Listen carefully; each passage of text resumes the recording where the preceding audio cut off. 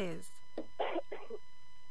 Personally, I think that, as I said, a public health approach. I think we really need to, because you see, what's been happening, especially in recent years, is that the government has cut funding on like community projects. Yeah. You know, like, so when I was growing up, there was like art and school clubs. There's loads of them about. So, you know, on like a Friday, I would go and like, you know, like play games. Yeah. And it was a lot of fun. But the young people nowadays, they really, really do not have that. There are no outlets for them, and if they have no money, what are they supposed to do? So I really believe that there needs to be more resources pumped into our public system, so social services, healthcare, education, in order to tackle this problem. Because without a holistic approach, it's not going to work. But the reason I wrote the article focused on mental health was because I think that part is neglected, mainly because it's mostly, not all gangs are, but because when people think of gangs, they think of young black youth. They don't think about their mental health as a part of it. And I think that also needs to be treated, because a lot of London's youth, especially those who are impoverished or they come from very difficult family backgrounds and things like that, there is no outlet for their pain. There is nothing therapeutic for them to kind of deal with this, or their early childhood experiences that could have been traumatic, in a therapeutic and healthy way. For a lot of people, the community programs and projects were the outlet for them. Okay. But that's not there now. I'm going to bring Carmel in. Carmel's coming to the studio. Hello. Good morning. Morning. So Carmel works with children as well, and she's a life coach. She's one of many talents. Many talents. And we can go way back to when we were in St. Martin's, and I think this was happening back then, and it's still going on. Based on what Christy just said, do you think that we need that holistic approach? Most definitely. I've been sitting here listening to everything she's saying, and I'm nodding away, because that is it. It's not a one-stop-fits-all solution, and it's not a short-term solution we need. We do need that wraparound holistic service. We do need to be looking at the mental health. We do need to look at how are these young people supported after these incidents. What services are in place that are preventative? Because I think a lot of the time we're very reactive. We wait until something has happened before we start making changes and trying to find solutions, but we need to be more proactive, and it is a holistic approach that's needed, most definitely. And do you also find that a lot of these children are from maybe single parent homes, or homes that are not supported very well? I think it feeds into their stereotype to be able to say that, because I think the reality is it's young people, period. If you are in a household where you have two parents, and both parents are very well off and they're providing for you, you know, to the best of their abilities, but you're going out into a community where your peers, these are your peers, you will be susceptible to this. So I think we need to stop looking at it as if it's an issue that's a single parent household or a low income household issue. All children. Yeah. You agree, Chrissy? Yes, because I think people tend to think that the only trauma is if you have a single parent family, but there's some things that do not depend on how well off you are, or how much money you have, or your intelligence, or how much education you've had. So parental separation, that can happen in any family, right? So that's only one aspect. There's also abuse. There's also domestic abuse. There's bullying. There's so many other things that young people experience that isn't defined by the fact that they come from a one-parent home or two-parent home, or they're rich or they're not rich. That's universal. So that's why when I was speaking about trauma, it was many different things, because that doesn't just apply to a single-parent household, as many people think it does. Okay. Oh, it's interesting. Yeah. It is. And can you summarize for us your final kind of solution in terms of you coming from a mental health background as well? I think there needs to be a bigger focus on mental health than there has been previously, and the work is difficult because in our community, in ethnic minority communities anyway, there is a huge stigma around mental health. But if we could work, you know, with communities to really develop something that will allow these kids to have a therapeutic intervention, something that will allow them to feel free, to feel safe, to provide them with the same things that they get from a gang, and that is what's missing. You know, if they find those things elsewhere, they community solace, they will not need, you know, to find that in a gang or committing violent crimes and things like that. And what do you think about churches? I think churches have a part to play. Come on, like, So I do think churches have a part to play, but I don't think it would be a good idea to base everything in just church. Okay. I think it needs to be communities, it needs to be community halls, it needs to be churches, it needs to be mosques, it needs to be everything. We can't just focus this in one area, because the subject of mental health is very, very touchy. So I wouldn't even necessarily lead with mental health, but that's essentially what you'd be tackling. Okay. Yeah. And then you mentioned in your article as well, self-fulfilling prophecy. Yeah. I love that part, because I remember my dissertation was actually based around whether or not black men play up to the stereotypes. It's like, I'm already a deviant. The media sees me as a deviant. So why not just portray that? Because that's how you see me anyway. I can't prove to you otherwise, because you've labelled me as this person that's always going to be bad. Everything about me is bad, so I might as well behave bad and assume that personality. Yes. Yeah. I think it's due to that separation of understanding who they are. I think if there are things in place that are showing them who they are, showing them where they come from, showing them the possibility of their greatness, then they can live up to that greatness. But it's exactly as you said, if all they see and if all they hear is that we are bad, we are the root of all the problems, then they are going to play up to that, because nobody's showing them otherwise. Yeah.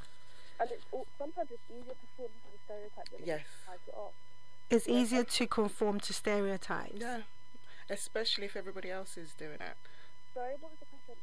No, I was trying to what's the word? Copy what you just said. You said that it's easier to conform to stereotypes. Well, yes, but for a lot of people, it's unconsciously. It's not like today I'm just going to decide to live up to the stereotype. It doesn't always work like that. Okay. Sometimes, a lot of the time, they're put in situations where they're forced to live up to the stereotype. So it's like, where do we win here? If you're in a situation where you're not getting a job, you're not doing this, you're not doing that, and then you try to be assertive, and the moment you do that, try to be assertive so that you can get what you deserve. You try to do that, and you're labelled a thug. So it's like, sometimes it's easier to just fall into that routine to get recognised. Obviously, it doesn't work, but it's easier than trying to fight constantly. It's very, very hard to constantly fight against, stereotypes that are brought up. It's very, very hard, especially if it comes from multiple agencies. So it comes from school, it comes from the police, it comes from employers. It's like, where do you go as a young person? Yeah. Interesting. So can you sum up for us? Thank you for joining us, Chrissy. If you can say maybe one word or one sentence about this. One sentence. If it's possible. No, I'll got it. So I think we really need to start valuing the mental health of London's youth, and stop overlooking it. We really need to start valuing the mental health of London's youth. Okay, so not overlooking it, but actually listening to them. Yeah, exactly. And investing in it, I think, is the big one. It's the investment. Yeah. Okay. Totally agree. Chrissy, thank you so much for your time. Thank you so much for having me. All right. Take care. Bye. Hi, this is Rodney Hines. And I'm Michael. Join us on the Voice of Sports show each and every Saturday on ABN Radio. We'll keep you bang up to date with all the latest football scores, and we'll discuss all the big talking points in the world of sport. So don't forget, join us this Saturday, 4 till 6 on ABN Radio UK. What do you like for breakfast? Well, it depends what mood I'm in. If I'm happy, I like a little bit of porridge with banana because I'm feeling healthy. If I'm in a... Me, I like a bit of fruit. Nice apples, sliced apples. I love a cinnamon and raisin bagel, some scrambled eggs, and a... I say nice English breakfast. Salad, fruit and oranges. I like wholemeal bagel with a bit of cream cheese on it and some bacon and then some avocado. And on the side, I like to have fried egg with bacon, with baked beans, toast. I normally take my cocoa. Yeah, I'm a Ghanaian. I'm a typical Ghanaian, so I like my cocoa. I'm not too sure. I normally don't eat breakfast. It doesn't matter how you like your breakfast, or you may not like breakfast at all, but you will love the sound of your radio when the breakfast is Afropolitan. Watch out for the new ABN Radio Breakfast Show with Efuadum and Abeye Bonsu. ABN Radio, London's Afropolitan radio station.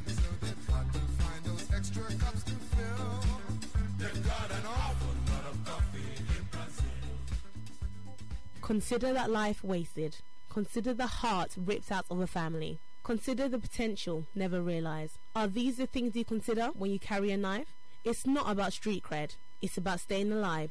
Drop that knife. Save your life.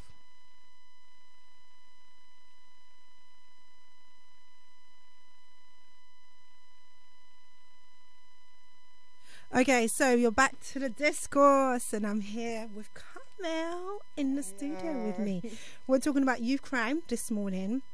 That is the latest in terms of conversation, with David Lammy saying that it's the worst violence that he has ever seen, and now he's concerned for his own son as well. And you know, with 50 deaths in the capital this year, and we're just in April. For me, it's scary. It's very scary.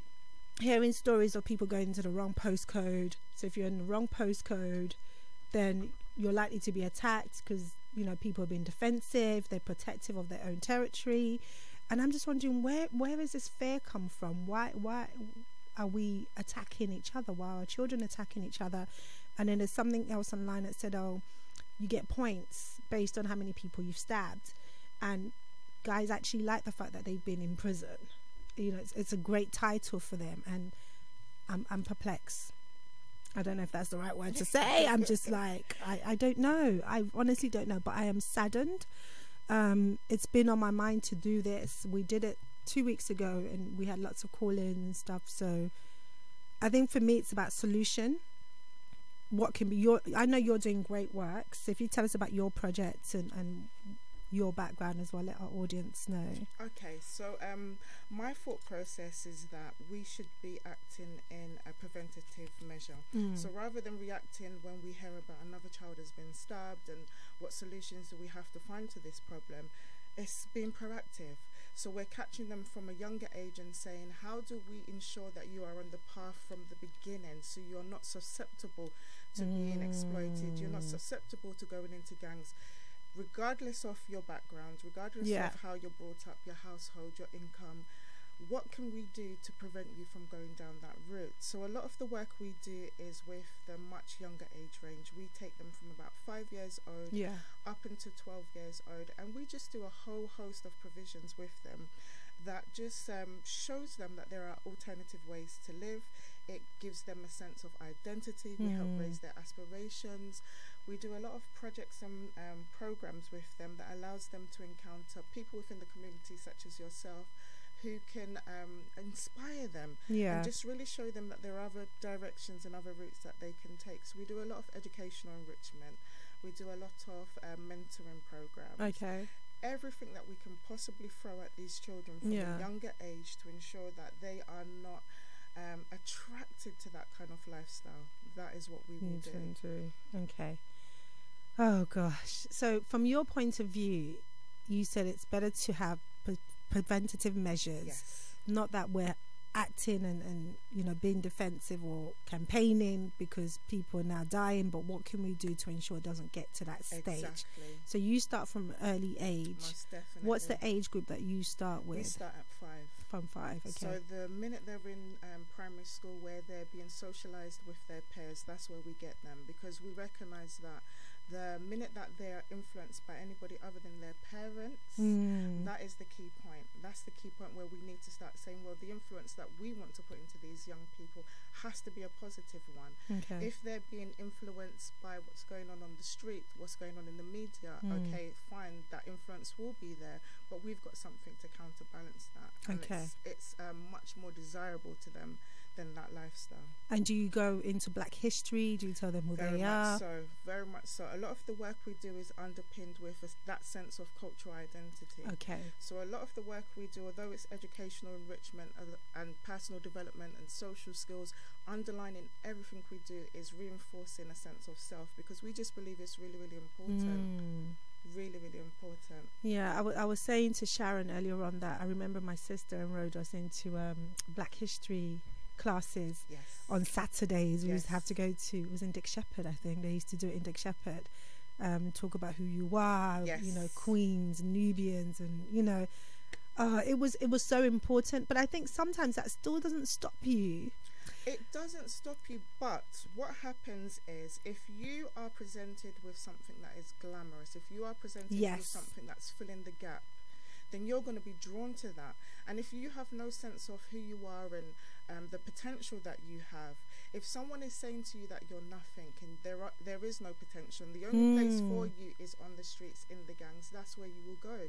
But if you have been raised with this idea that actually there is more to you than what the media might be saying, what you're seeing, you're hearing from the police and what you're hearing in school, if you already have that sense of self, you are less likely, although you may still be attracted, you are less likely to be drawn in because you've got something to counterbalance that. And I think a lot of these children don't have that. They don't have someone affirming into their life greatness. And I think that's where part of the problem lies. I was speaking to someone who works with a lot of young children, and she said, you know, when you listen to the way some parents speak to their children, are you stupid? Are you dumb? What's wrong with you?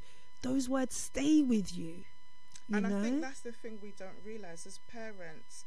We don't realise that the words, the voice that we use to raise our children will be their inner voice. And if we are raising children in a position where they already feel like they're less than nothing, when they go out into society, that's how they will present themselves. But if from a young age you have this child and you reaffirm into this child that you are destined for something great, there is so much potential within you, that is how they will go out into the world. So I think it's really, really important as parents, we're looking at how we're raising our children. I've got Daniel and Minister Daniel, I should say, and Pastor Nathaniel. They're both very young.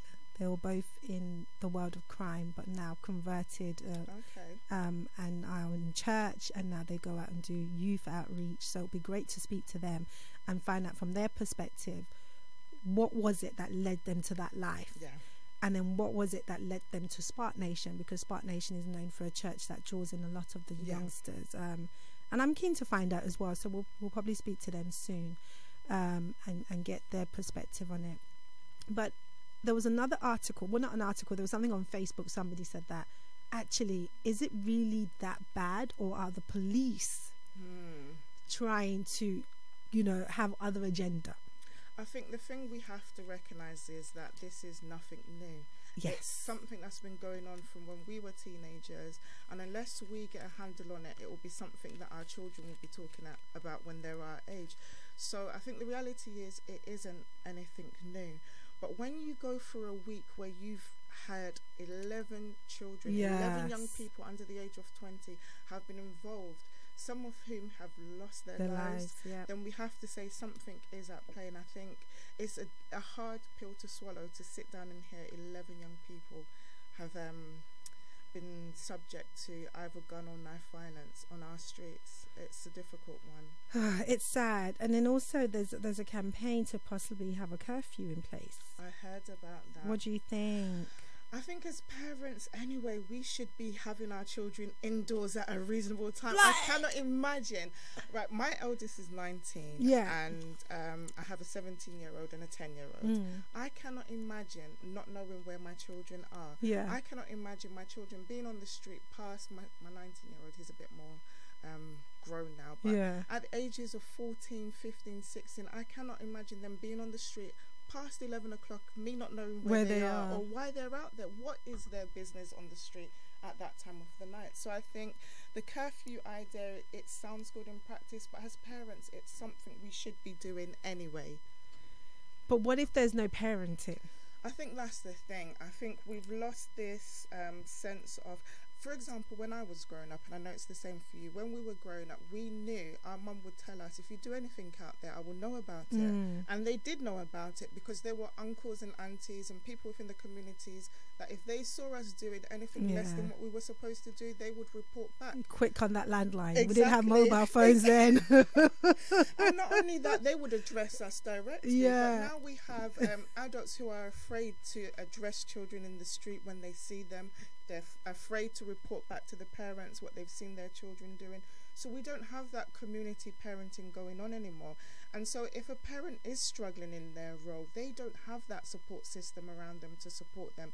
And I think that is a big issue as well. I think we really need to go back to that idea of it takes a village. As cliche as it sounds, we really do need to go back to that idea. Because I'm hearing stories of some parents who are actually scared to approach their children.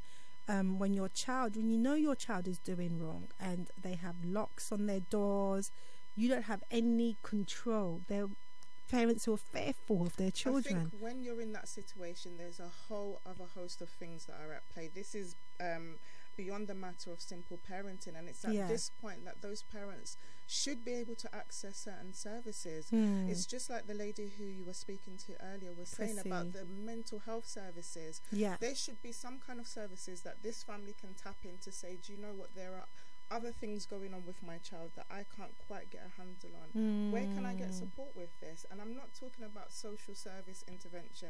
I'm talking about community-led mental health services that have a vested interest in how our young people are faring.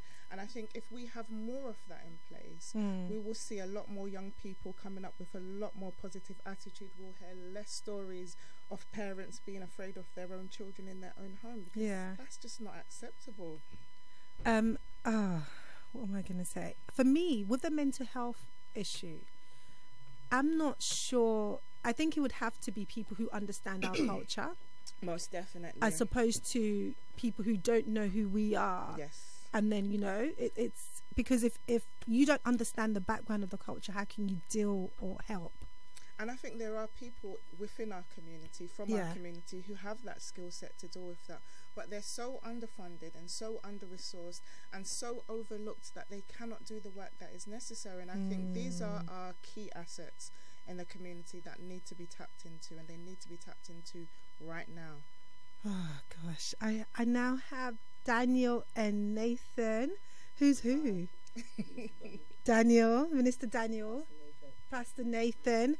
You have to bear with me and share the mic somehow. So if you both come a bit closer. I'm so happy to have you guys here. Really, really, really, really blessed. If you can do like one at a time when you're trying to talk. I'm so sorry about that. So, because I'm so keen to find out, I really want to talk to the youth as well. And I'm hoping that we can do that next week, get a whole load of youth in to find out what is really going on the streets. Is there really a point system with this knife and stabbing stuff? And is there really things about you can't come to my postcode? If you come to my postcode, this will happen to you. I want to learn. I want to also hear from you guys. What made you go into the life of crime? What was attractive about it? And how you got converted. So if we start with you.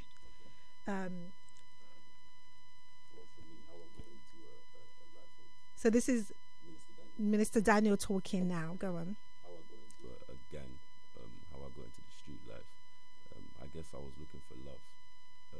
Love that I didn't get at home. From a young age, my dad moved back to Nigeria. Okay. And I'm the youngest of 5 kids. So my mum actually had to work a lot of jobs to keep the lights on, to keep food in the fridge and so on and so forth. So, I mean, I had a lot of spare time to myself. I didn't really get the love that a normal child, so to speak, would get from a family. So I would look for that love on the streets. And when I saw that love from my friends, you know, it turned into us just hanging out in the area, doing, you know, things that friends would do. But for example, it would be we all link up and go and play football. Okay. And there's like 20 of us. Yeah. Now it looks innocent. We're just a family going to play football. But imagine now a team from another area comes. This is how these things start. A team from another area comes, and let's say there's a little argument. and we get into a fight, because my friend now backs me, it now turns into some sort of loyalty. Okay. So and then you now know, okay, this is my team. These are the guys that I fight for. These are my brothers. The guys that fight for me, and that's how it all starts, really. And how does the crime then come into it? You know, is it because there's not enough money in the home? Yes. So, you know, the money that your parents can't give you, the money that you're not old enough to make, but you see on Instagram, you see on Twitter, you see people. So social media has a part to play as well. A huge part. There's a certain lifestyle that you want to have, and you see the older guys in the area living that lifestyle, and you know you pursue it. And if you don't have the means to get it, you start selling drugs, you start doing fraud, you start doing robberies to make sure you can buy those things that you want. Did no one ever say to you that to get here you need to have a certain level of education, you need to aspire to this, you need to aspire to that, that these things don't come quickly? My mum would always say those things. Yeah. My mum would always say, make sure you're taking your education seriously, and so on and so forth. One or two uncles here and there will come around and sometimes sit me down and give me a speech. But so, without sounding a bit funny, I would look at them and say, what do you have? What do you have, so to speak? And because I was so ignorant at the time, you know, it was a bit like, my mum can't tell me nothing kind of thing. I'm just going to do what I need to do, because like I said, I looked up to those guys on the road more than I looked up to my mum. Yeah. You know. So what was the defining point? Because you spent time in prison on remand, and then the charges were dropped, right? Yes. So what happened for you to get, what happened? Why were you in prison? Why were you on remand? So what crime? It was robberies. Okay. Did you not feel? I don't know. How do you feel when you go up to somebody and try to attack someone for something? Did it not, like, I'm hurting another human being, I'm taking something away from somebody else? Did you not put yourself in that position, or was it just? I mean, at first it's a bit. At first, all those things run through your mind.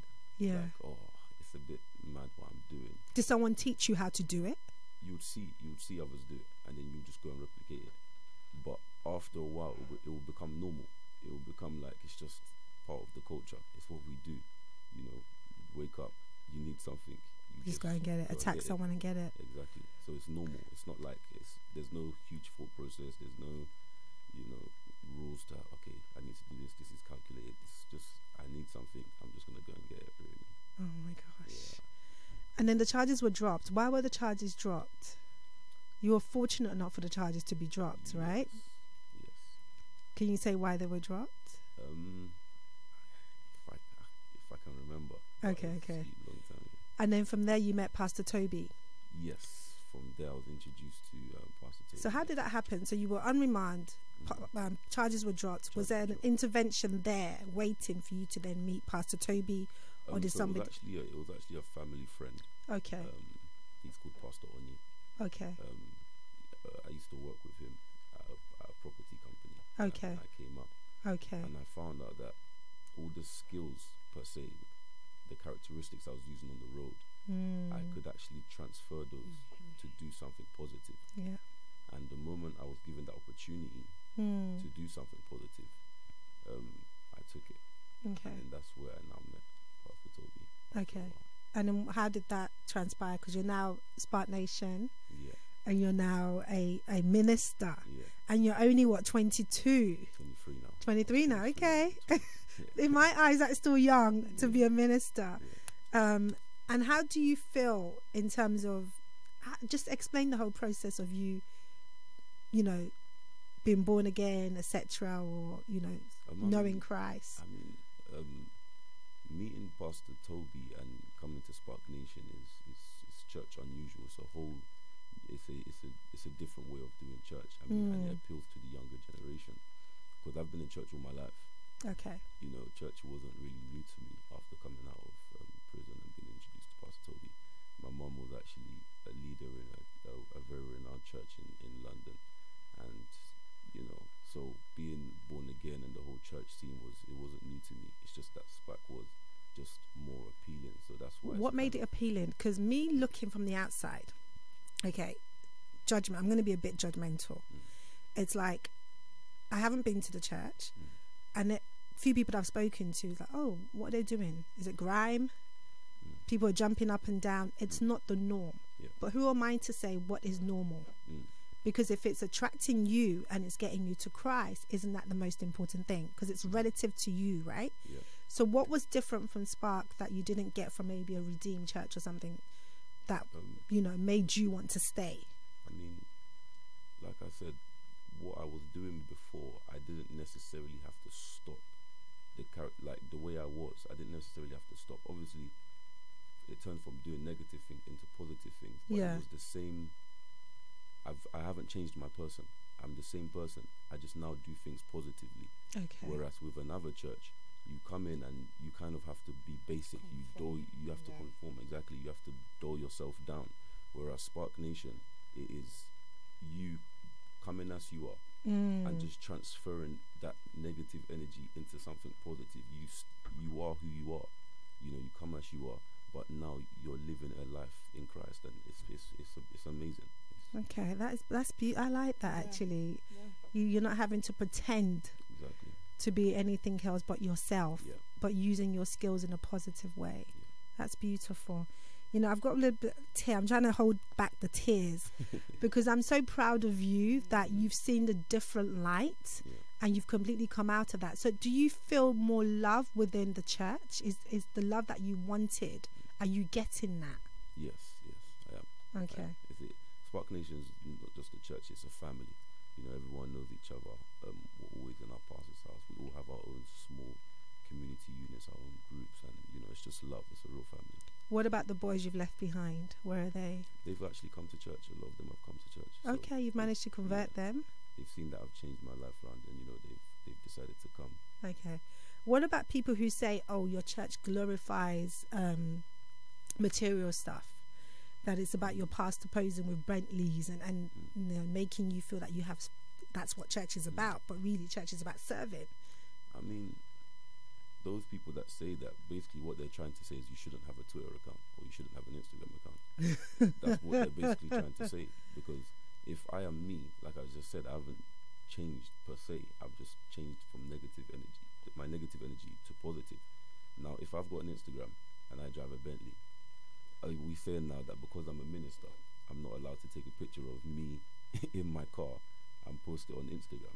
Are we trying to say that because our pastor has a Bentley or a G-Wagon, he's now not allowed to use his social media account because of what people might say? I mean, he's just living his life. He's a human being. Yeah. It's no different to any other mega pastor out there, to be honest. True. What are people really say? Is it I don't know what to call it. I like the way you said. I really don't know what to call it. We brought the Nigerian out of you. And if you reflect on what's happening now, we've had about 50 deaths, and it's only April. What are your thoughts? My thoughts are the government need to work with more community leaders, people who have been on the roads before, people who can, people who talk the language of the youth. Because I mean, a lot of people in government, they're quite middle class, old, white men, and they can't reach out to the youth. They can't reach out to this generation. So they need to work with people who have been in that predicament. They need to work with people who have either carried knives, been stabbed. They can relate with the youth. Those are the people they need to start building partnerships with, and not organizations who just collate data. Because that's what I found out the other day. That's why they give funding to certain companies, because they're able to put together a certain amount of data and prove that they're actively working towards preventing crime. Whereas you'll get people and organizations like SPAC Nation who probably haven't collated that much data, but it's clear to see that lives are being changed. So that's what I think the government need to do. Definitely work with community leaders, work with people who have results and not just data. Okay, so with your church, we're going to just go on a quick break, and then I'm going to try and get Nathan also to talk to us. Okay. It was a well-paying job, respectable, wearing a suit and tie every day. But I drank 24/7. Drank on the way to work, drank at work. I never could come to terms with admitting that I had an alcohol problem or a pill problem. I decided to get clean. and so I went to the Narconon program. Not only did I handle my drug addiction, I completely knew how to live life. Call Narconon today at 01435 512 460. 01435 512 460. Tune in to the new ABN Breakfast Show from 7 a.m. to 11 a.m. The London City Show has evolved into an all-new breakfast show with sizzling slices of juicy news current affairs served with junior jumbo-sized convos on issues you should be aware of. What did I just say? The ABN Breakfast Show, the Afropolitan breakfast you can't afford to miss. Consider that life wasted. Consider the heart of the family ripped apart. Consider the potential never realized. Are these the things you consider when you carry a knife? It's not about street cred or respect. It's about staying alive. Drop that knife and save a life. Gwenton slowly, supporting all family and young people. It's still B on the beat. Yeah.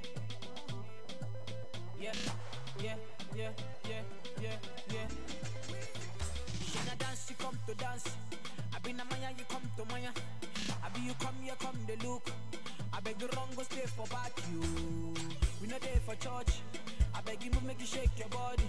Say make you party, say make you shy. Say make you dance, shake your body. Oh, wonder, oh my sexy wonder. Pull me down, make I no press you. Plenty pleasure, man, they face you. Wonder, eh. Oh my sexy wonder. Pull me down, make I no press you. Plenty pleasure, man, they face you. African baby, yeah. I want the one to put it down on me and make me want more. I want my African baby, yeah. I want the one to put it down on me and make me want more. Yeah. I want that, I need that. Please give me. I want more. I want that, I need that. Please give me. I want more.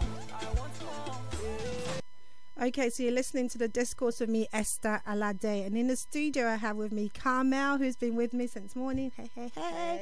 And we've got the SPAC Nation minister and pastor in the house. And now we're going to speak to Pastor Nathan. But just to let you know, you can call in on 0208 670 7300 or 0208 191 7078. You can also call us on our WhatsApp number or send a voice note or a text to 07887 475 940. And our social media platforms is Facebook, Instagram, Twitter, ABN Radio UK. So we were speaking earlier on to Minister Daniel, who was really open. Thank you, Daniel, for being so open and giving us a bit more insight. And now, Nathan, it's your turn to be on the mic. So you are a former knife carrier from the age of 14. And now you're co-founder of one of the most, and you was a co-founder of one of the most notorious gang in Southeast London. At the age of 14. Look how innocent you look. You know, you were there bossing people around. Like, how did that come about? It's pretty much similar to Minister Daniel's story. I grew up in Southeast London, in Peckham. In Peckham? Yeah, so... Yeah, I remember the days of Peckham, Brixton. Yeah. Does that still happen? You can't come to Brixton, you can't come to Peckham. I've been off the road since like 18. I'm now 27. Wow. So... You don't look 27. Bless you. Yeah. Okay, so yeah. Yeah, when I was on the road, it was a group of friends. And actually these group of friends used to go to my school. We were at the same school, so we had a very tight-knit family, tight-knit to the point where my mum knew their mums and stuff like that. Like, it was very extremely tight-knit. I mean, it was so tight-knit that my friend's mum could see me on the road with shopping and say, come here, like, you're carrying this stuff home with me, type of thing. So we were very close, and then with that closeness, again, it's simple and small things. There might be a little violation or something's happened, and it's like, yo, that's my brother, that's my whatever. And we would go to the neighbouring gangs and do what we had to do. And that would, I guess that would then be classed as, we classed it as friendship or loyalty, which would be classed as a gang. So then you had turf wars. They would class it as you guys are from here, these guys are from here. So it's probably what we're seeing today. It's a retaliation circle where something has happened, someone's been violated, then we go back, then we're gonna go back, then we're gonna go back, then we're gonna go back. So that's why, to be honest with you, I didn't carry a knife because I thought it was cool. I carried a knife because I felt, I would probably say I was just scared, to be honest. I was just scared for my life. Did you ever try to use it? Did you? Tell me. Yeah. I don't know how to answer that question. I had to. I had no choice. Like there were times I could have died. There were a lot of times I could have died. But did you not fear for your life and someone else's life? Did you not think, if I actually kill this person, I could be in prison for life? Where would my life be then? Did you not value your own life? That thought came, but also the thought that I had and the thought that most people have today is that I'll rather be in prison than dead. Really? So the thought is I couldn't go to the corner shop without a knife, because if I see somebody that I have a problem with, you know they're going to try and I and don't attack have anything you, on me, then there's going to be a massive problem for me. It's either going to be I run, I'm not fast enough, I get caught, I die. So that's the mindset. The mindset is I'm scared, really. That's the mindset. So you assume this persona. That 100%. It's scary. Yeah. So from that you also did robbery, fraud, and with the robbery, because armed robbery, it's a high sentence because it's seen as a violent crime. So my thing is, how do you feel committing such a violent act? Where does your headspace go to think? Because even if I want to slap somebody, I'm scared to slap somebody. I don't want to hurt anyone. And you hurting your own brother, even though it's not someone that you know, but it's another black person. You know, another. I don't know. I want you to explain where your headspace was at. Is it just about, look, I need to get the money? Yeah, Or did you attack anyone? It wasn't just... No, do you know what? It's it starts off... there's because of the many limitations that and I'm just going to be real, the many limitations that a young black man has in terms of his surroundings, his understanding, how closed his mind is. He sees this as the only way to make some sort of living. In fact, it was maybe end of last year. I was driving and I was in traffic, and as I was in traffic, I had my windows down, and I think 3 or 4 young black boys were walking past, and they looked at me. They looked at the car and they were like, must be fraud." Really? So that so for me, I was like, "No, bro, it isn't," kind of thing, and tried to speak to them. Yeah. But the mindset that it shows you is that if I see a brother that looks like me in a nice car, he hasn't done it. The only way he can be successful is by fraud. So the mindset in our areas is that the only way I can be successful is going to be fraud. I can't sing, I can't rap, so it's going to be fraud. It's going to be drugs. It's going to be this. Just start feeding back into the stereotypes. Yeah, 100%. Yeah. And it doesn't make it any better that we have social limitations as young black men, because it kind of, you're being limited in your own mind. The government is limiting you. How does the social limitation come to you? What were the images, or what was the things you saw? Yeah, so the things that I saw was one, opportunities, the opportunities that were open to us, and I don't know too much about it now, because I'm in a position where I'm offering opportunities. But when I was in that position, the opportunities that are being offered to us were second to nothing. Like, there was nothing at all. You try at most throw someone into a youth club and give them a mic to try and start rapping. So it was always one way, music. 100%. Also, what you're told subconsciously every single day, and the message you're told subconsciously every single day is that this is where you need to be. You need to be in a hood. You need to be grounded. This is what you need to do. So I think it's small things like that that just contribute, as well as the mindset that we've already had. And then when you see, I think Minister Daniel was mentioning it, and I'm just going to be very real, when you see our parents and what they've gone through, you look at them and it seems even more hopeless, because my mum's here, she's a single mum, she has no money, she's struggling to raise everyone. So in my mind as well, I'm saying, okay, it hasn't worked for my mum. How's it gonna work for you? Yeah, do you get it? So at one point, I started selling stuff so I can get money for my mum. Did your mum question? Be honest, because was I think so broke that she didn't. Exactly. So that's also another issue where you feel that you have to help your family by any means, and the money comes in, and your mother needs the money, and she's not really questioning. It's heartbreaking. But I think a key point that you made is that you are now in a different position where you're able to create opportunities for others. And I think that is it. It's about going into the communities and changing that narrative. Because if all you're seeing are single parent mothers struggling, and you're not seeing any 100%. solutions, you're not seeing any opportunities, then your mindset is going to be limited.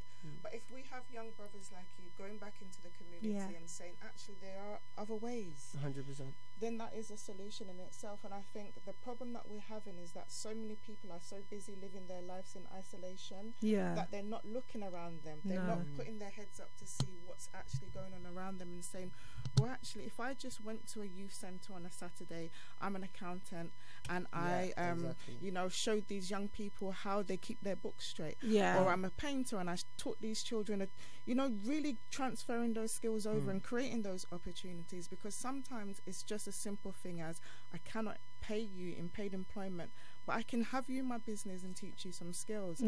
Create those opportunities, show these young people that there are other ways, there are alternative ways to live their life. And I think a really interesting thing, I believe Nathaniel, isn't it? Daniel was saying about the fact that he isn't a different person now. He's exactly the same person he is, but he's just changed it to a positive spin. So we have all these young people in our communities who are smart, intelligent young people who have all these skills within them, but there's nowhere to outlet them. There's no opportunities out there for them to utilize that to their fullest potential. And I think the solution has to come from us, the elders, creating those opportunities. If we're in a community where we're seeing mothers struggling, as a mother who isn't struggling, we should be able to help them. And I think that's the problem. It's a lot of people living in isolation. But do you think mothers will be willing to take the help, or would they see it as a sign of weakness? I think it's all about how it's presented. It's all about how it's presented. I think a lot of the times we have this attitude where we're going to feed somebody, or we're going to give somebody something that we think that they need. Sometimes we need to stop and actually listen and hear what it is that they're saying, and hear how it is they want to be helped. Because if you're in a position where you're feeling that, you know, if I tell somebody my situation right now, they're going to look down on me. Hold that thought. Let's go on a quick news break. ABN Radio, London's Afropolitan radio station. More news, more information. This is ABN News on the From the Sky News Centre at 9, Russia has once again hit back at claims that it was behind the Salisbury spy poisoning. This time its stage was an emergency session of the UN Security Council, with Moscow's ambassador warning the UK it was playing with fire, but his British counterpart Karen Pierce was having none of it. I won't take any lectures on morality from a country that, as this council debated yesterday, has done so much to block the proper investigation of the use of chemical weapons in Syria. The sugar tax has come into force on soft drinks, but it's only expected to raise half as much as originally thought. That's because most major brands have already changed their recipes to avoid paying the levy. Iron Brew has done that, and not everyone is happy. Shouldn't touch it at all. What about people telling you how much sugar you should drink? That should be up to us if we want to decide that, because if they want to add the extra money on for the sugar, then that's fine, but don't take it out of our drinks. The money raised will go towards school sports projects. Changes to student loan repayments come into force today. Graduates in England and Wales who took out loans from 2012 will now start to pay back once they earn over £25,000 instead of £21,000. Around 600,000 people will save around £360 a year. The number of students applying to become midwives in England has dropped by more than a third in 5 years. New figures show the biggest reductions in mature students, which is nearly halved. The Royal College of Midwives says the abolition of the bursary last August is to blame for a fall in applications. Irish boxer Conor McGregor's in police custody in New York after his opponent's bus was vandalised. Trouble erupted at an Ultimate Fighting Championship media event hours after the 29-year-old was stripped of his lightweight title. And Professional Darts Corporation Chairman Barry Hearns called Eric Bristow a legend of British sport following the 5-time world champion's death at the age of 60. That's the latest. I'm Kevin Gover. The Discourse on ABN Radio, engaging our community with discerning conversation. Join me, Esther Alade, on The Discourse, where we will be redefining perspectives with authentic analysis. Join The Discourse from 7 a.m. to 10 a.m. on ABN Radio. This Friday and every Friday on ABN Radio, London's Afropolitan radio station. Tune in to the new ABN Breakfast Show from 7 a.m. to 11 a.m. The London City Show has evolved into an all-new breakfast show with sizzling slices of juicy news, current affairs, served with junior jumbo-sized convos on issues you should be aware of. What did I just say? The ABN Breakfast Show, the Afropolitan breakfast you can't afford to miss. Consider that life wasted. Consider the heart ripped out of a family. Consider the potential never realized. Are these the things you consider when you carry a knife? It's not about street cred. It's about staying alive. Drop that knife. Save your life. Welcome back to The Discourse with me, Esther Alade. And in the studio I have with me Carmel Britto. Have I said that right? Britto. Yes. Like a burrito. I feel like a burrito. Sorry. Minister Daniel and Pastor Nathan O'Kee.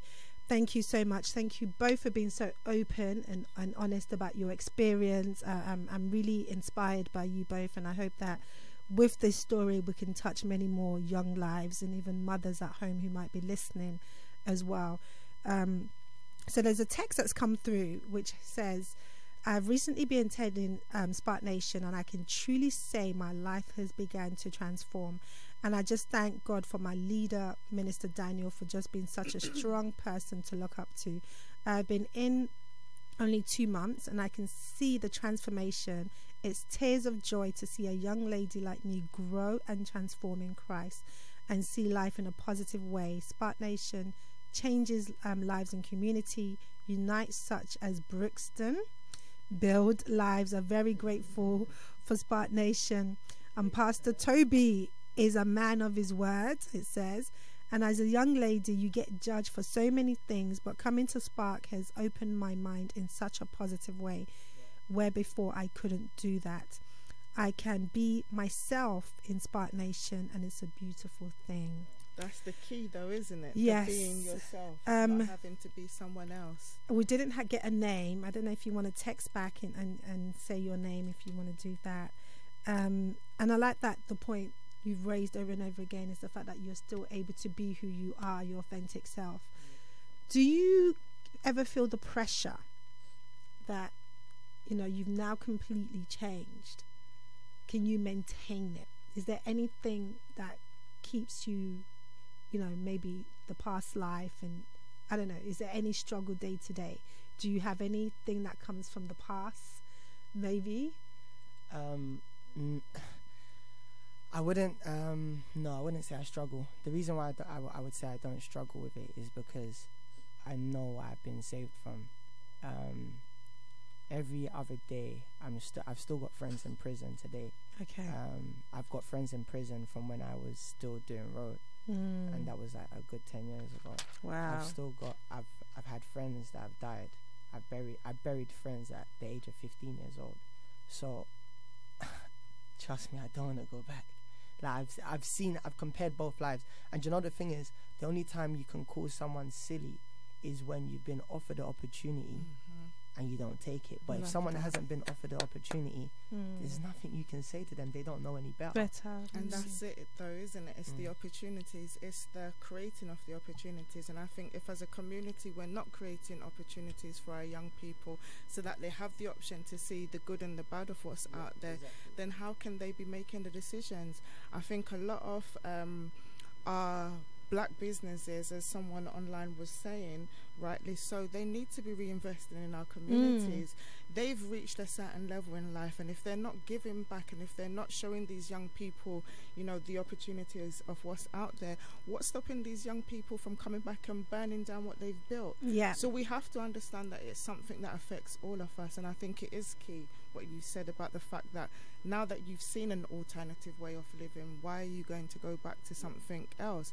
But if we have young people out there who are not seeing that alternative way of living, they're going to continue to be immersed in it. So we need to be doing something to change that narrative. Fantastic.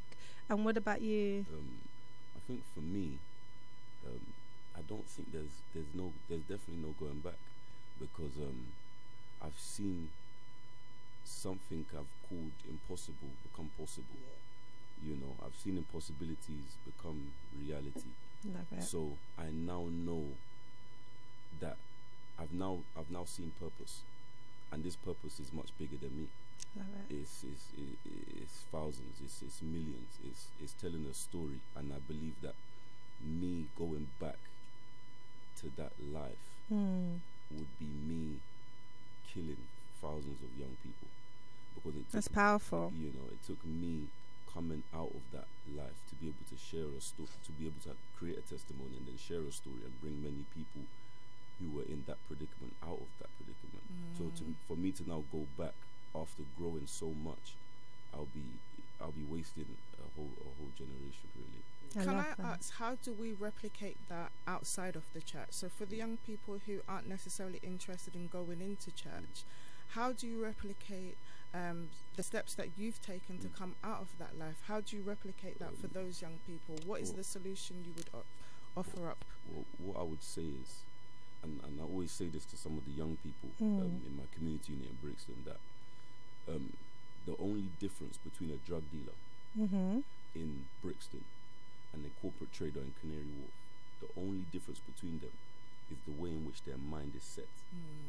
If we create platforms whereby we're able to teach these young people how to unlock the mind, because I believe that your mind, like Pastor Nathan said, all these social limitations, these social limitations that you wake up in the morning and you just see poverty after, you know, day in, day out, there's gonna be barriers, limitations in your mind.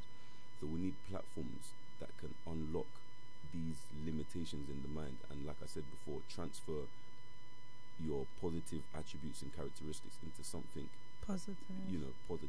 And what age do you think that this work needs to be done? Because a lot of work is focused at the 17, 18, 19-year-olds. It starts as young as primary school. It starts as young as which is what school. you're doing, Carmel. 100%. 100%. You know, these young people, they're growing with the stereotypical view already. A child that's 10 years old already knows that he can't go certain places, and that's so bad. Really? A child that's 10 years old already knows that I can't go here because if I go to this place, I will look a bit funny. I don't belong here. I'll look a bit funny. I look a bit funny. I don't belong here, because you also have your parents constantly telling you that. When I was going to school, my mom would always say you have to work 10 times harder. Whether it was true, whether it was false, already there was a seed sown for me to know that you're I have different. to do something. I'm different. You understand? So we need these young people to grow up. We need a whole new generation to grow up knowing no limitations, knowing no barriers, believing that everything that is impossible is possible. That's key. You know, we need to be dishing out hope from such a young age. You know, if not, it's going to be a defect after defect. The generations are going to continue to waste away. That's key, because if you have children raised in households where the parents don't have the social capital to show them different, and then they don't have the mindset to unlock that, you're in essence trapping them in that postcode. And that is all they know. We have children that we work with at the age of 10, 8, 10, who have never left their borough, never gone anywhere else except their borough. It's church, it's school, and it's home. That is their life.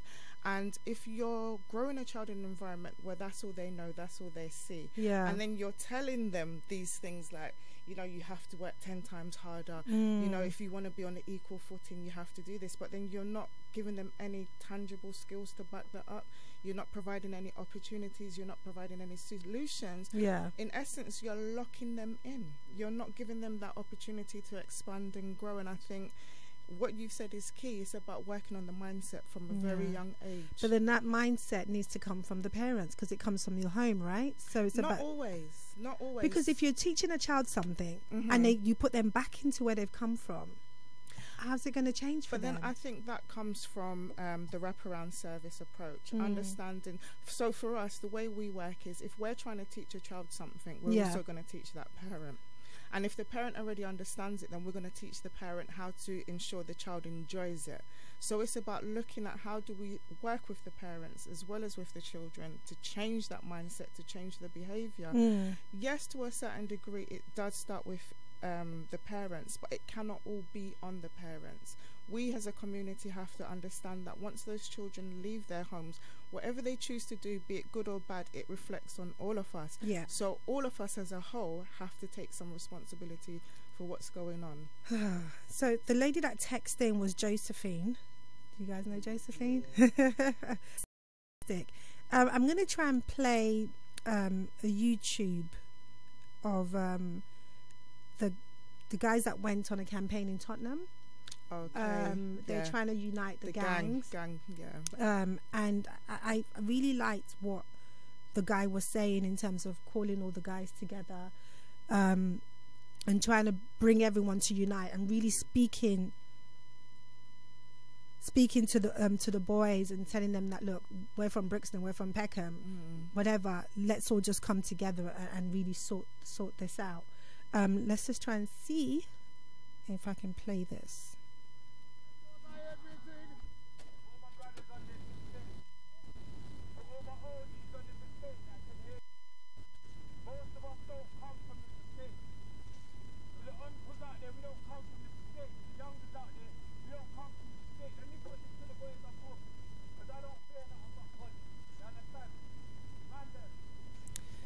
Okay, so we're going to try and play that so it will transmit a little bit louder.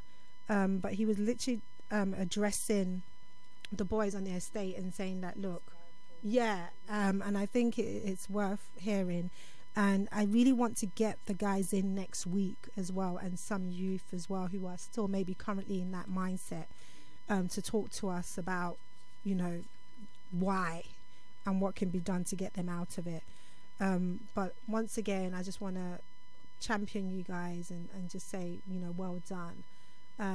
But in terms of your families, how is your mum, relating to you now? What has she said? So, my mum is now a member of SPAC Nation. I brought her to church, and she's just happy. She's happy with change. She's happy with the way things are. To be honest with you, wealth is always going to be one of the hottest topics in a home like that. And I think Minister Daniel mentioned something around the lines. Young people are just looking for economic empowerment, whether it be that the person's a drug dealer or they've just got their first job in a supermarket or something. They're looking for economic empowerment. And so are the parents, really. They just want a way out of poverty. So for me to be able, at my age, to offer my mum a way out, she's just going to be overjoyed. She's dancing in church on a Sunday morning. So does she come to your church? Yeah, she comes to SPAC Nation. Oh, amazing! Yeah, fantastic. So. Okay, let's try and play this now.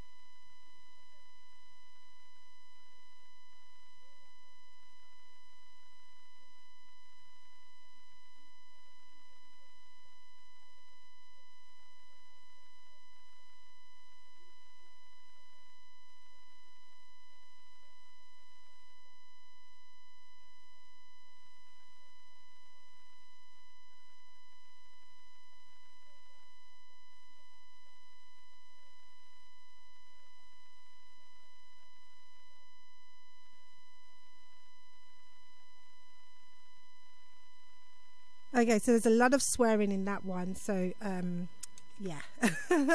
But he was trying to get the message across. I have somebody who I'm going to speak to now shortly, and he's going to talk to us about, there was a recent story about the MP's son, a Nigerian boy, Abraham Badu, that got shot, and people are saying that it could be linked to the fact that he he was awarded an award back in 2009 for saving somebody.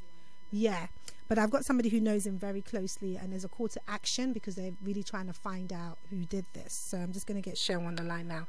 Morning, Cheryl. How are you? I'm very well. Yourself? Good, thank you. Thank you for joining us. Thank you. Thank you for having me. So if you just give us a brief background in regards to Abraham and what's happened and what we need people to do. Well, it's a very sad situation because such a bright young man was caught shot in his prime. He recently graduated, did his master's, had hopes of doing a PhD. Fantastic spirited young man who was being awarded for his bravery in stopping a rape case a few years ago by the Metropolitan Police. And very exceptional man. It's just sad the way it happened because we had a candlelight service for him last week, and it was short notice, but the turnout, 50 plus people turned out as a short notice candlelight, just to show how much he was appreciated and loved and how much support he gave people both home and abroad. People in America, people in Nigeria. There was another candlelight service for him in Nigeria this week because it shouldn't have happened to him. I'm not saying it should happen to anybody else, but definitely not Abraham, because I mentored him from Bible school days when we attended the same church, and I've seen him grow, and he's been a go-getter. He's been one of those people who's desired to do something, and he's gone for it. He's played professional football. I remember years ago asking him to write down where he saw himself 5 years, and this was about 10 plus years ago, and I told him, write down where you see yourself in 5 years, and he wrote simply, I want to play professional football, while everybody else was still guessing. He always knew what he wanted to do, and he went for it. So in terms of what we would love people to do, really is not go quiet on the matter. We're not impressed with the way the investigation has been going, if I'll be very honest. As at earlier on this week, they were still doing door-to-door and asking questions, and I remember they didn't even clean the blood on the floor for a while, even after the situation happened. So we've not really been pleased with the way everything's worked out, because he definitely was not a member of a gang, was absolutely not involved in any sort of malicious living at all. Okay, so there's a £20,000 reward, right? Mm-hmm. Yeah. So what should people do? Yeah, so there's a £20,000 reward, and the hope is that we would get more people to come out and say, what, this is a situation we know, or we saw a few people here and there. In terms of the number, I would need to find out that number, because I can't remember from the top of my head. But I'll look for that number and I'll probably send it. Okay, we can always post that later anyway. I don't know if you've been listening into the show, but we have a few people here who've been talking about their life story and who were part of that gang lifestyle and who've completely changed their life around. And from your perspective, what do you feel is the solution right now in terms of how can we, within the community, help ourselves? I think within our community, we need to promote an alternative lifestyle. We need to promote that alternative lifestyle. A lot of this gangs, a lot of it is because most of them try and build lives in isolation, and everyone craves acceptance. And sometimes when they don't have an alternative lifestyle to be part of, or an alternative society to be part of, it kind of fosters the desire to want to be part of these gangs. I think if we as a community start to promote the good within our community much more often and create more time for these young people and not just see them as rebels, see them as souls crying out for help. They need help, they need that support and guidance from us, and we need to get involved in that sense and not just shove down their feelings. Because I remember doing the candlelight service and I knew that some of the boys there, one of them had told me or had mentioned that they were going to go back and go for them, you know, and attack. Okay, so revenge. You know, and I knew that, and I had to reach out to them and tell them that, you know what, I'm hurting, you're hurting about the situation, but an eye for an eye will leave the entire world blind, and let the healing of God kind of enter through our hearts and not let that go on. But that is a better response than if I just said, you know what, you know, stop this gang and don't be silly, and I'm a bit too harsh and not realize that they're just hurting as much. The same thing with some of the guys in the community. Some of them are hurting for lack of fathers, lack of societal support, the government and everything, and they actually feel that sort of hurt sometimes. So we need to reach out to them and see them as souls crying out for help and create an alternative lifestyle for them. Fantastic, thank you. And I think that's what, you know, you've kind of echoed what we've been saying here. Create a new opportunity, create something different for them to aspire to do. And I'm praying that, you know, you get justice for your brother. And yeah, it's sad times, but thank you so much for taking the time out to speak to us this morning. And I'll speak to you soon. All right, thank you. Take care. Bye. Was really key though as well. I think we have to recognize when these young people are experiencing trauma, what do we do with that trauma? We kind of just leave them by themselves to deal with it, and the only way that they know how to deal with it is to retaliate. And so we are experiencing what we're experiencing now because no one's actually reached out and created a solution of how they are supposed to deal with that grief that they're feeling.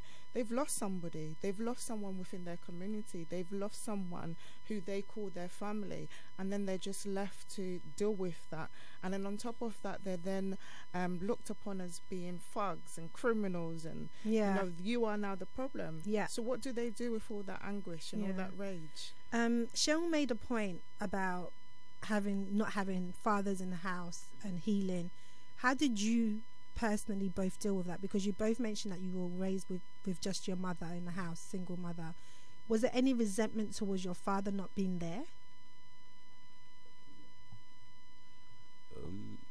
I mean, at such a young age, my dad left the house when I was about 8 years old.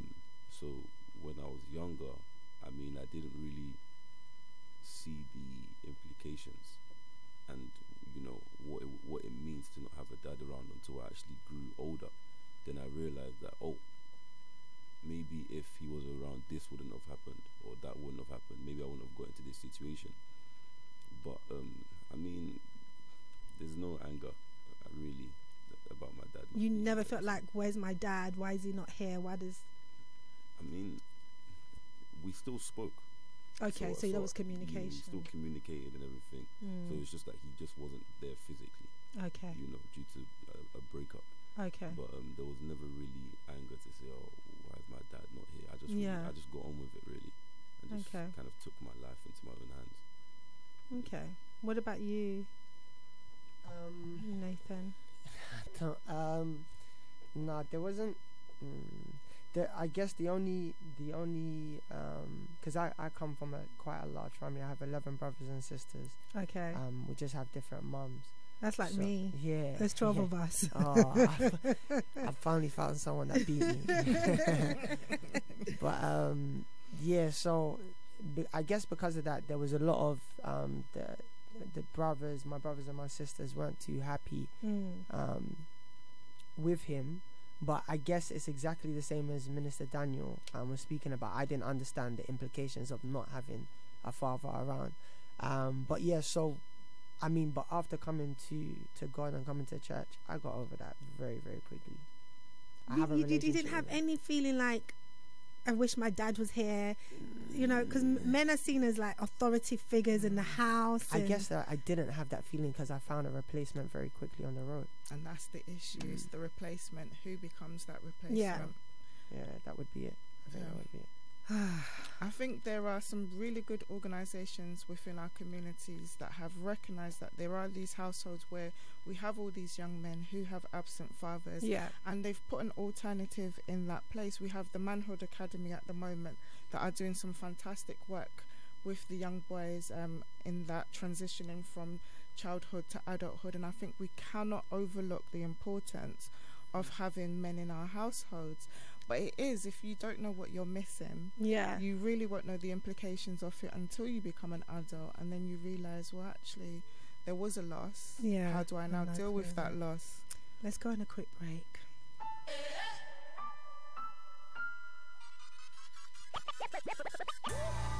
Mixpiration with Bright every Sunday evening from 6 to 8 p.m. is just fun. It's exciting. It's a mix of contemporary R&B and pop gospel music right here on ABN Radio. Enjoy great themes every Sunday evening with Bright on Mixpiration, a blend of great inspiring songs just for your Sunday evening relaxation. Tune in from 6 to 8 p.m. this and every Sunday. They're on ABN Radio, London's Afropolitan radio station. What do you like for breakfast? Well, it depends what mood I'm in. If I'm happy, I like a little bit of porridge with banana because I'm feeling healthy. If I'm in a... Me, I like a bit of fruit. Nice apples, sliced apples. I love a cinnamon and raisin bagel, some scrambled eggs, and a... I say nice English breakfast. Salad, fruit and oranges. I like wholemeal bagel with a bit of cream cheese on it and some bacon and then some avocado. And on the side, I like to have fried egg with bacon, with baked beans, toast. I normally take my cocoa. Yeah, I'm a Ghanaian. I'm a typical Ghanaian, so I like my cocoa. I'm not too sure. I normally don't eat breakfast. It doesn't matter how you like your breakfast, or you may not like breakfast at all, but you will love the sound of your radio when the breakfast is Afropolitan. Watch out for the new ABN Radio Breakfast Show with Efuadum and Abeye Bonsu.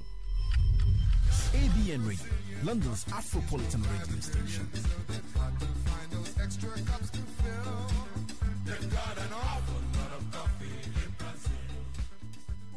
Consider that life wasted. Consider the heart ripped out of a family. Consider the potential never realized. Are these the things you consider when you carry a knife? It's not about street cred. It's about staying alive. Drop that knife. Save your life. Welcome back to the Discourse. This morning we're talking about youth crime in London and the solution. What can we do as a community? We now have a caller on the line. Morning, Bookie. Good morning. How are you? I'm very well, thank you. Fantastic. I'm good. Good. Thank you guys so much for all your views and opinions. It's been really interesting. I'm going to be a bit of a neg. I know you guys are talking about looking for solutions in regards to what can be done to help our youth. But on a personal note, I'm just really, really worried right now because I have younger brothers, siblings and cousins. You just worry in regards to what's going to happen. Nobody's at risk, even girls. Obviously, the young girl got shot last week. And I just wanted to talk about the impact that social media and the music is having on these gangs. From what I'm hearing, these gangs are using social media to antagonize each other. So whether it's the Snapchat, the Twitter, the Instagram, they're actually egging each other on through social media and through their music. Obviously with rap culture, gangster rap, they're talking about what they're going to do to each other. You know, my young brother said that the lyrics are so bad that they're even saying, you know, if they've stabbed somebody or killed somebody, that they don't care if their mother's crying or if their family's hurt. These kids really, really, really don't care. They have no conscience. It's really bad. I'm even hearing that even people that are trying to make a difference and trying to help them, that actually aggravates them more. They're irritated the fact that us as a community are actually coming together to do something about it. A lot of them are just irritated by that. So for me, I don't know if I see any hope. I don't know if things are going to get better.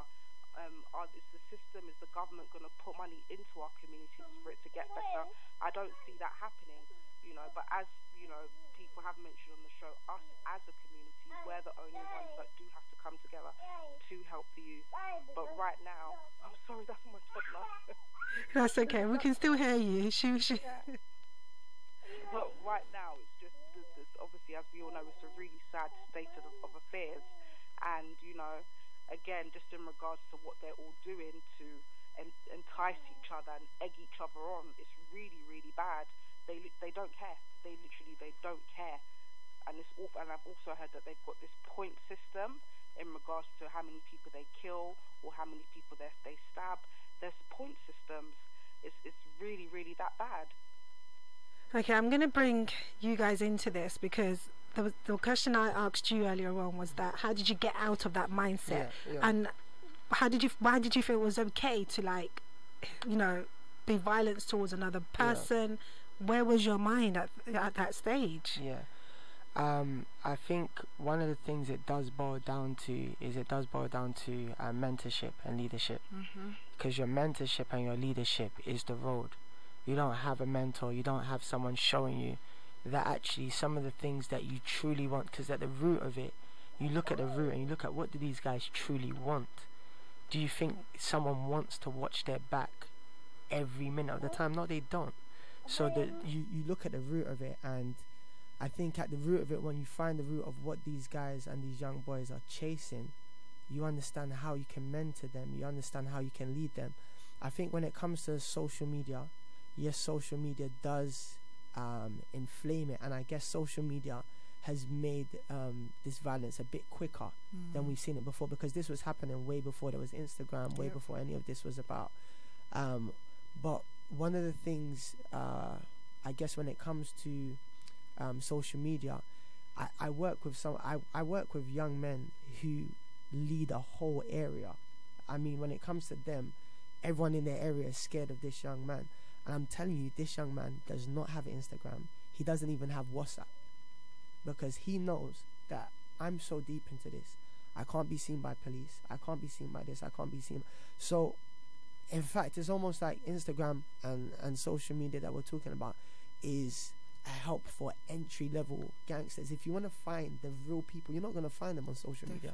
Yeah. No way, not a chance. Because I know the Mayor of London have put money into social media to run a campaign, but we're just like, what's that really going to do? No, because they're not going to see it. They're not on social media. This is a big thing. There are a lot of people who are trying to do these social media campaigns on platforms that our young people don't even engage with. And as you said, the people that you're actually trying to target don't use social media, period. So why are we doing all these things? It all comes down to not enough people are actually sitting with these people and asking them, what does this mean to you? What is it that you need us to do to help you? Instead, they're being reactive and trying to create solutions out of their mind from their point of view. And I think this is the problem. We need more people engaging with the young people and actually asking them, because it's just like this gentleman said, unless you understand what it is that they're chasing, what it is that they're looking for, how can you present them with an alternative? Yeah. Bookie, have we sort of answered your question? Yeah, so what would you say about the music? The music, what would you say about the music? She said, what would you say about the music? When it comes to the music is extremely violent. It is. That's the reality of it. But what you have to understand is when it comes to music, these guys are, because I do music as well, these guys are just speaking about their lifestyle. That's what music is. They speak about a lifestyle that they live, and that lifestyle is being portrayed. So yes, the music is extremely violent. Yes, the music can spin a young man's head, but then again we come back to the point of solving the root problem. When you solve the root issue, these guys will still be rappers, but they're going to rap about what is happening in their lives currently. And if what is happening in their lives is drugs, gangs, violence, that's what it's going to be. That's what you're going to hear coming through the airwaves. But if you're able to again, like Minister Daniel was saying, get to some of these community leaders, the people who are actually on the ground, it's not going to be enough to make a social media campaign and say drop the knives. It's not going to happen. Definitely Even not. a march, you can hold as many placards as you want, but the person that is carrying a knife is not going to see that placard at all. So it's actually getting to community leaders who are actually doing the work with proven results, literal results. And what do I mean by results? I mean, a policeman stopped me at one point and said to me, "Where have you been for the last 7 years?" What? His question to me was, "Where have you been from the last 7 years?" And he said that because he saw my record. I said, "Where have you been? What have you been doing for the last 7 years?" So he's seen the change in you. Exactly. So this is what I mean by literal results. A young man that has had a history and clearly something has happened, something has changed in his life. And there are organizations, of course, I'm from SPAC Nation, so I'm going to talk about SPAC Nation. There are organizations like SPAC Nation who are doing this work. There are physical results. Those are the people that those are the kind of people that we should be highlighting. We need to be throwing funds into. We need to be understanding how are they doing what they're doing, who are they working with. We have young men on a Sunday morning that come and drop their knives and drugs at the altar. Amazing. So these are the kind of people that we need to be approaching. If we keep, like Minister Daniel was saying, throwing money into people who are data collectors, then we will have the result that we have today. We'll have the news that we see today. And that's the problem. The government loves funding data. They don't actually like funding solutions. And I think it's across the board in any kind of organization that you look at. The organizations who are best positioned to collect the data get the most funding. But if you look at grassroots organizations where a group of mums are in there every week on the ground doing the work, nobody sees or hears them apart from the people within their community, and they are the ones that are actually getting the real results. So we need to really be pressuring and saying, do you know, as a community, when we know there are organizations out there doing the work, how do we get behind them and support them? Where are our black businesses? Where are our churches? I hear the work that you're doing, but that's in isolation. As a whole, where are our churches? These are establishments that have buildings that are empty half the week, and then we have people in the community who are ready to say, I will volunteer my time. I'm not asking for funding, I'm not asking for 100 people to be behind me, but I will volunteer my time. Give me a space to do the work and I will do the work. Why are these churches not opening up their buildings on a Monday night, Tuesday night, Wednesday night and providing? Because what I hear a lot of is there are no more community centres. The government's not funding community centres. What are we doing to create these community centres for ourselves? And why should we rely on the government? Exactly. Actually. Exactly. Did you want to say something, Daniel? No, okay. Oh, so Bookie, thank you so much for your call. Do you want to summarise for us what your thought? Yeah, also something that is kind of crossing my mind is what effects this is having on the kids that aren't in gangs, the kids that are focused, that are trying to study, that are trying to become somebody. I think that's kind of like a question also.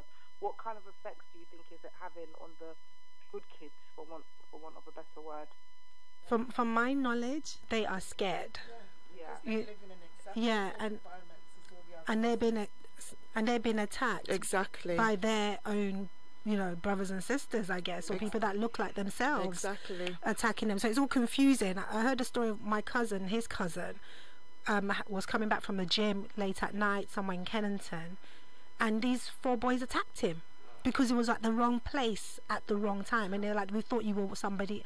Like, what is that? And he could have died. And that's the thing. I think there are a lot of people sitting in their houses believing that they're raising good children, they have these fantastic homes, and these things will never affect them. But we have to acknowledge that all our children are living in exactly the same communities, and all these other children are seeing are just other black boys like them. So there is no differentiation. The police, when they see them on the street, they're not saying, okay, that child came from a good home and that child different. We're all in it together, and so we have to come up with the solutions together. Yeah. Bookie, thank you so much for your time. Thank you for calling in, and together we can, I guess. It's up to us to try and make that change. Thank you. Thank you. Fantastic. It was a well-paying job, respectable, wearing a suit and tie every day. But I drank 24/7. Drank on the way to work, drank at work. I never could come to terms with admitting that I had an alcohol problem or a pill problem. I decided to get clean. and so I went to the Narconon program. Not only did I handle my drug addiction, I completely knew how to live life. Call Narconon today at 01435 512 460. 01435 512 460. Tune in to the new ABN Breakfast Show from 7 a.m. to 11 a.m. The London City Show has evolved into an all-new breakfast show with sizzling slices of juicy newsy current affairs served with junior jumbo-sized convos on issues you should be aware of. What did I just say? The ABN Breakfast Show, the Afropolitan breakfast you can't afford to miss. Consider that life wasted. Consider the heart of the family ripped apart. Consider the potential never realized. Are these the things you consider when you carry a knife? It's not about street cred or respect. It's about staying alive. Drop that knife and save a life. Quentin Slowly, supporting all family and young people. You're listening to the Discourse this morning, Friday the 6th of April. And we're talking about youth crime. And I've got in the studio with me Carmel, Minister Daniel. Yeah, I said that right. Mr. Daniel, Pastor Nathan. And they brought in a few of the other guys from the SPAC Nation as well. Thank you guys for sticking around and being with us. And I have a caller on the phone now. Morning, Franklin. Good morning. Good morning. How you lot doing? We're good. Sorry, I can't hear you well. Hello. We're good. Yeah, I just want to chime in and say thank you guys, Esther, the guys on the panel, everyone speaking today. You guys are doing a great job. I have a few points just to kind of.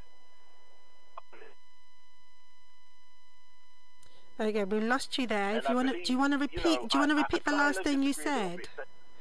We lost you briefly. Repeat the last thing you said. You said you have a few points. Okay, I have a few points, and I work heavily on social media. I have a blog called King of Trainers, and I have a lot of the young people following me who could get into these type of situations. So one thing I've realized is that a lot of these young people need employment or a way to occupy themselves, So what SPAC Nation are doing is amazing to occupy their time.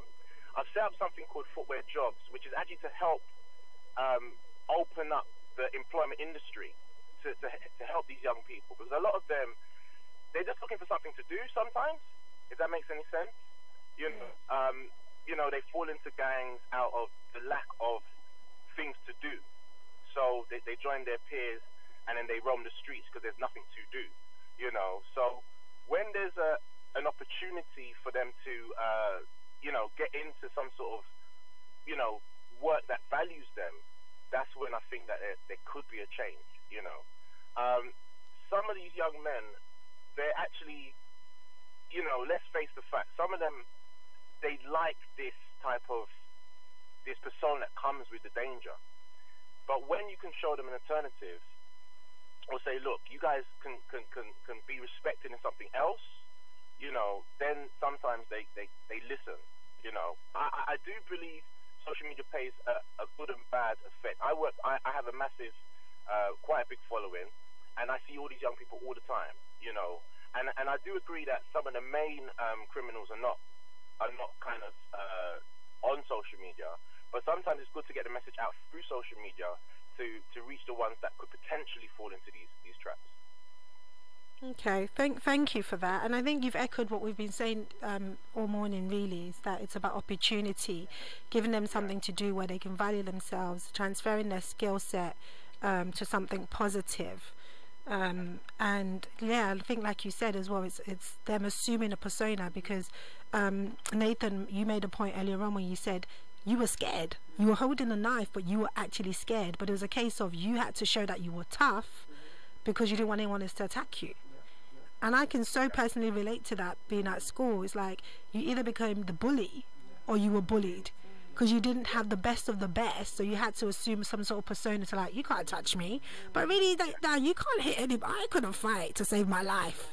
But, there was this act that you were going around because there wasn't enough self-esteem, Yeah, and I mean, I think that a lot of these young men and women as well, they just really need to know, like, I've been where they've been, You know, I grew up in Tottenham, North London. A lot of my friends, unfortunately, have passed away through street violence.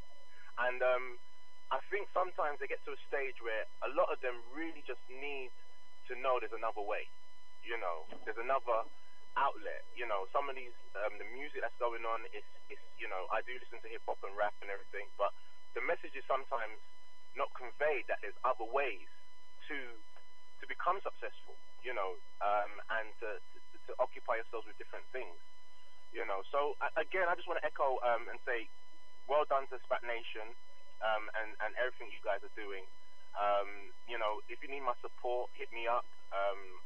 My Instagram is King of Trainers or Fabs Network. Esther knows me, so she could probably give you my number. I'm definitely, you know, want to get involved and help wherever I can. That's what we need. More businesses within the community engaging with the young people. I think everybody can be doing it to a certain degree. It's not about how much money you have. It's just about having that commitment and saying, actually, I have an opportunity to show these young people a different way, and this is how I'm going to do it to the best of my ability with what I have. And I commend you for what you're doing. We need to see more black businesses coming out and doing exactly the same thing, because this is the only way we're going to change things, is by changing that mindset and creating different opportunities for these young people. So well done. Yeah. Fantastic. Thank you so much, Franklin, for that. And yeah, I'll try and connect you guys somehow. I'm the connector. That's what I do. Esther, we need to catch up. You're doing great stuff. Thank you so much. All right. Okay. Take care. See you later. Bye. Okay. So that was Franklin there. And yeah, it's literally just echoing what you guys have said. And I guess I showed you a different part of me. You guys didn't know. Back in the days in St. Martin's, you know, I was that tall girl trying to act tough, but I couldn't fight, you know. Nobody knew that. But because I was tall, I'm like, yeah, I'll defend you. I couldn't really fight. But that is what it is really all about. And I grew up in a home where it was my sister that was raising me. My parents passed away when I was younger. So for me, it was like, I was lost. There was no form of, where did I really belong? You know, my sister was trying to be a mother, but she wasn't really my mother. So mixed emotions, and you are at school where I didn't have the best. Coming to me like shoes, holes in my school shoes, and it's literally like I had to act tough. Otherwise, I would have been pushed around. So I think that's what it is. You show something that you're not, because you don't want to be timid. And then you assume a different personality that's not you. But that's the vulnerability, isn't it? I think if nothing is backing that up at home or outside of school, then you become vulnerable. And those that prey on the vulnerable see that vulnerability. And it's very easy for somebody who needs the younger ones to be doing certain activities for them to identify those in the community that are vulnerable. They're the ones that are always out on the street. So really it's a form of abuse, isn't it? It is to a certain degree. And I think we have to be addressing that, and that's why it comes back to, we need to be having that holistic approach. We have to be addressing poverty within our community, because that is the root of it all to a certain degree. If we are having households where parents cannot provide for their children and their children are going out to provide for their parents, it's a problem. If we have households where they're overcrowded and social housing is a problem, then we need to address the housing issue. If we have young people who are out there facing certain traumas and nobody is backing that up with some kind of mental health service, there's an issue. And so we have to look as a community, what can we do to, you know, just come together and kind of create solutions in those areas. We need to stop looking at the young people and saying, you young people are just bad, it's all your fault. Keep labeling them. You can't keep labeling them. And providing nothing. I'm going to be a bit controversial with you guys now. There was something that came up on Periscope, and there was an incident that happened where somebody ran into the church or something, and then the police came. Okay, I saw that. And it was like, what really happened? And I saw your pastor was really upset, and he was saying that the police have an agenda, and you know, what are your viewpoints on that, in terms of, because I feel that sometimes we have to try and work with the system somehow. Because we know that systems can be against us, because maybe they don't understand us to a certain extent. This is not our country, really. You know, what do you guys want to say? Do you want to comment on that? I know it was like maybe, I don't know, 3-4 weeks ago. It was a while ago now. So I believe, I still don't know the story fully, but I believe it was in our community unit in Tulse Hill. Okay. Some of the guys have been driving to Fellowship, and they had parked their car outside Fellowship, and they've gone into Fellowship, and the Fellowship's running. You know, worship's going on, people are praying, and the police have literally stormed in, and they're looking for people. Yeah. And they can clearly see that, you know, a church service is going on. At the door, they were confronted by a pastor, and they were told that, look, church is going on, but they disregarded all of that, and they still went forward and done what they needed to do. They had it said that some of the young boys have committed a traffic offence, but if you commit a traffic offence, you don't start searching cars, you don't start detaining people. Yeah. 4 people were put in handcuffs before they could even identify who is who and who's the owner of the car. They just started handcuffing people. So when Pastor Toby's on, you know, Twitter saying that the police have an agenda, and the police are against us and so on and so forth, I totally agree with that. The issue with police doing those things to people that are trying to change their lives is that for years they're under the impression that the police hate them already. Yes. Now they've come into a place of worship, and the police are coming and they're doing the exact same things they used to do on the when they were on the streets. So it's literally a psychological defect in the psyche of every young man. The police are against them. So even when they come into church and they're being taught that, you know, we have to work with the system, actually police are trying to help us. For the police to then come into a place of worship, when you're almost there, you know, that night there were so many young men there who are coming off the roads, coming out of gangs, and they're almost there, they're transitioning, and for that to happen, it was really a shot in the foot. You know, the police really it'll be good to probably get the police in as well to hear their side of the story, because obviously, like I said earlier on, there was something I did my dissertation on, was that are all young black men seen as deviants anyway, and you've just raised a point that when you're in that lifestyle, you already see that the police is against you. They see you one way. So does that make you feel like you can't trust them regardless? Because most definitely. I mean, we already know, you know, it's not written in the police constitution or that if you see a young black man, stop him or look at him suspiciously. I think social media, the media, black on black crime, it has put that in the psyche of every policeman anyway. It doesn't have to be written. I think a policeman walking on the road that sees 4 young boys, already he has a perception that these guys are up to something. You know, and we know that, we're aware of that. What if I said I was for stop and search? I am for stop and search.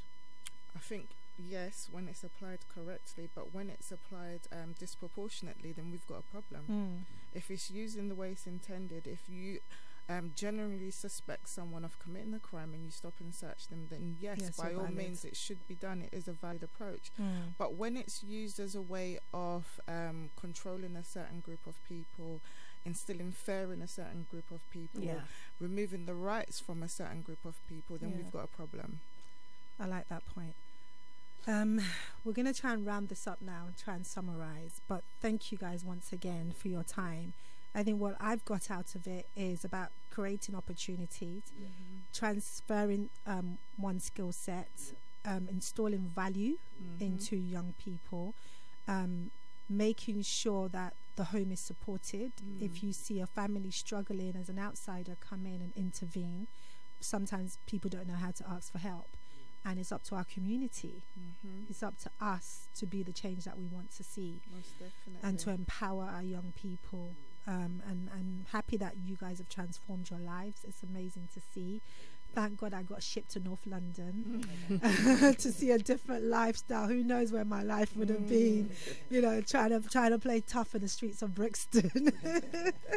But I think that primarily helped me, because, you know, I went to a different area where I saw my uncle was a barrister, my auntie was an accountant, live in a big house. I'm like, okay, it's the change in the narratives, isn't it? You know, somebody empowering me and saying that you are intelligent enough.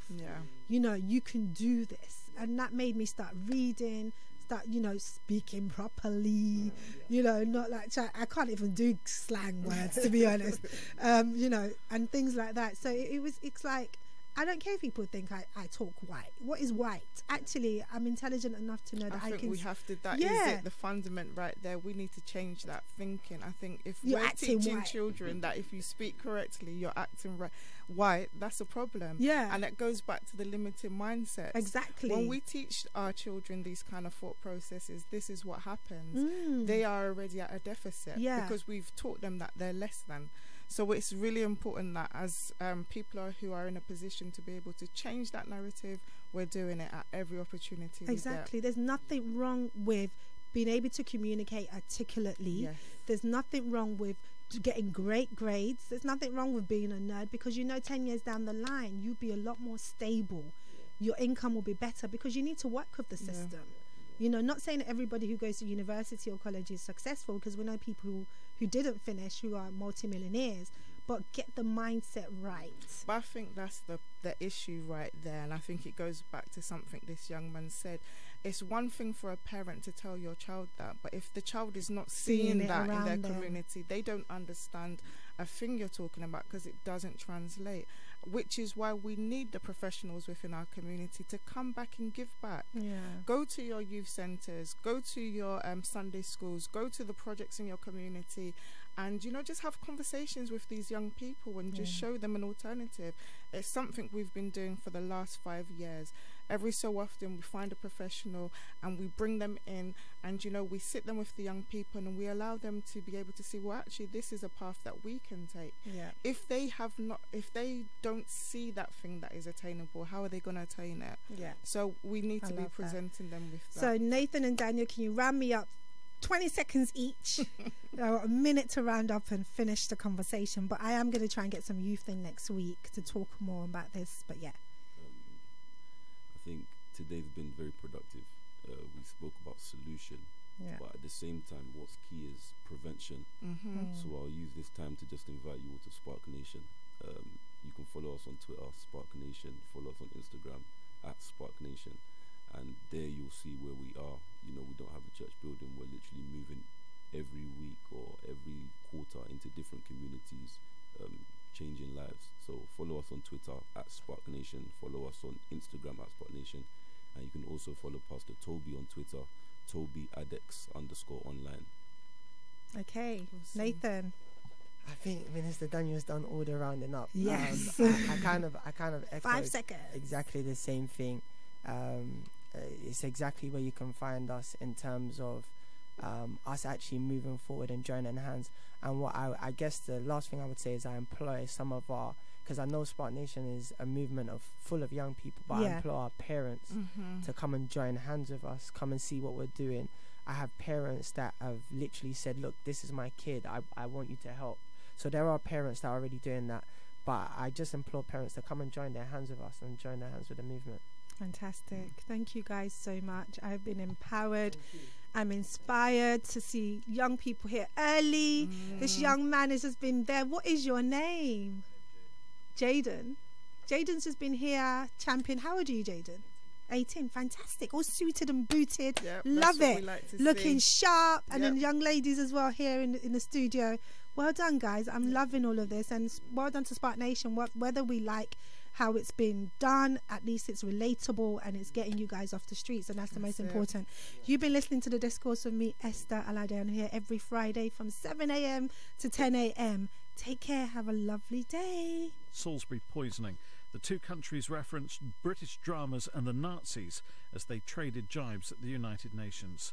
Changes to student loan repayments come into force today. Graduates in England and Wales who took out loans from 2012 will now start to pay back once they earn over £25,000 instead of £21,000.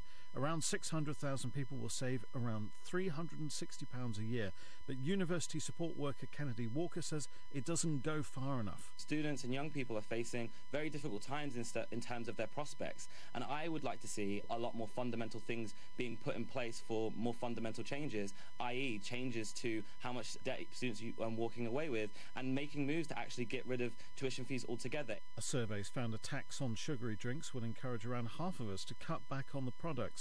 The The new soft drinks levy has come into force. New York police have charged Ultimate Fighting Championship star Conor McGregor with 3 counts of assault and 1 of criminal mischief. It's after trouble erupted at a UFC media event. The 29-year-old had just been stripped of his lightweight title. The number of students applying to become midwives in England has dropped by more than a third in 5 years. New figures show the biggest reductions in mature students, which is nearly halved.